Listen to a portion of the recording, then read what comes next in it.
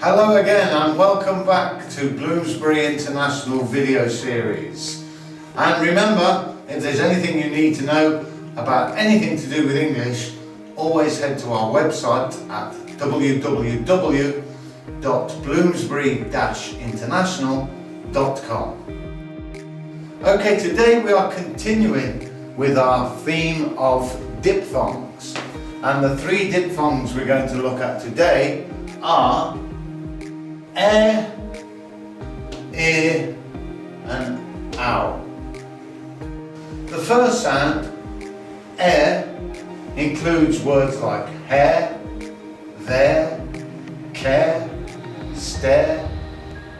The second sound, is in words like near, clear, ear, beer and fear.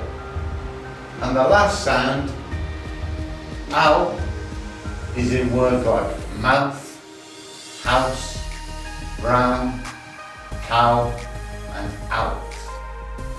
Now, try to repeat this sentence after me. Near the house there is a brown cow who doesn't care if her hair is clean or clear, as long as she has a beer.